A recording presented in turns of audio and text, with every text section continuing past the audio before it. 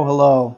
I'm so glad you could join us again. I've been reflecting on what's led me to this, and rather than stare into it too closely, I've decided that we should just continue with more of 50 Shades of Grey by E.L. James, returning at the point where we left off, at the moment when we were about to meet the mother of Christian Grey. Let's begin, shall we? Chapter fucking 10. He pulls out of me suddenly. I wince. I'm sorry. We did end. I forgot this. We did end the last chapter literally mid-coitus. He pulls out of me suddenly. I wince. He sits up on the bed and throws the used condom in a wastebasket. 2 points! I have no clean clothes, and she's practically walked in on us in flagrante delicto. By the way, not italicized. Again, no copy editing. Anastasia, you could be wearing a sack and you look lovely. Please don't worry. I will expect you in that room in 5 minutes, otherwise I'll come and drag you out of here myself in whatever you're wearing. What a rude asshole. But if there's one thing I hate, it's not wearing clean panties. My subconscious purses her lips and mouths the word ho. Ho. The sandy-haired woman beside him turns and beams at me, a full megawatt smile. That sounds psychopathic. Charlie Tango back at Boeing Field? Yes, sir. His fucking helicopter. Okay. This is the contract. Read it and we'll discuss it next weekend. May I suggest you do some research so you know what's involved? He pauses. Dios mio, Anna. Holy crap, it's Jose. He sounds desperate. So the photographer called? I'll just make a call, I murmur. I just want to hear Kate's voice. He frowns. The photographer, his jaw clenches and his eyes burn. I blink at him. I don't like to share, Miss Steele. Remember that. What the fuck? His quiet, chilling tone is a warning, and with one long, cold look at me, he heads back to the bathroom. He's, like, intimidating and threatening her. What happened to the generous, relaxed, smiling man who was making love to me not half an hour ago?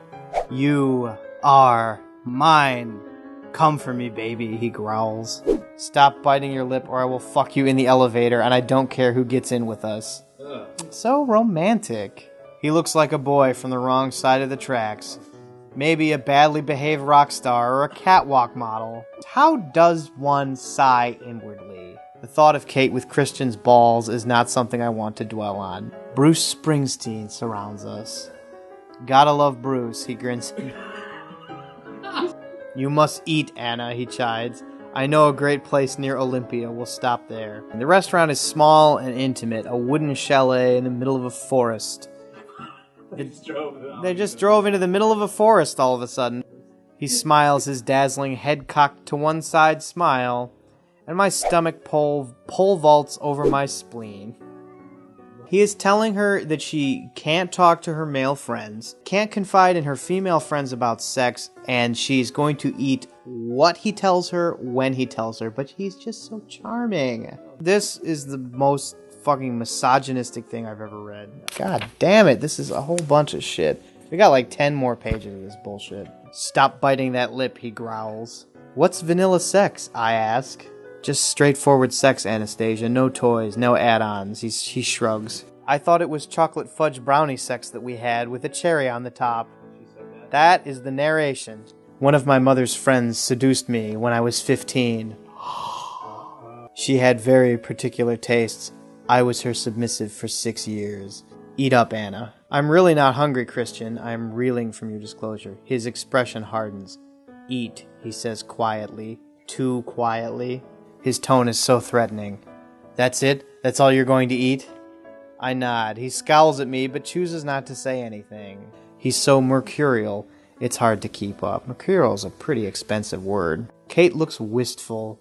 Yeah, it took almost a year to have my first orgasm through penetrative sex, and here you are. First time? My inner goddess sits in the lotus position, looking serene, except for the sly, self-congratulatory smile on her face. Of course I forgive you, Jose. Just don't do it again. You know I don't feel like that about you. I know, Anna. I just thought if I kissed you it might change how you feel. That always works. Anna, your pheromones must be working overtime. I sit on my bed and gingerly extract the manila envelope from my bag, turning it over and over in my hands. Do I really want to know the extent of Christian's depravity? What's in the contract? I don't know because I haven't read ahead yet, but if you'd like to know, join us again for the next chapter of 50 Shades of Grey by E.L. James. To balance out how mean we're being to this book, I'd like to take this opportunity to highlight books that are good. So tonight's book you should be reading instead is The Given Day by Dennis Lehane.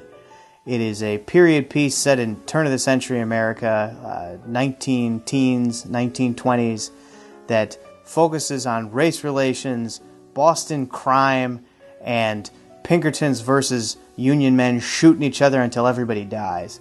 It is captivating, it's wonderful, and it is a great look at all of the labor disputes that make America America, and you should be reading it instead. So, read that too, and join us again later. Good night.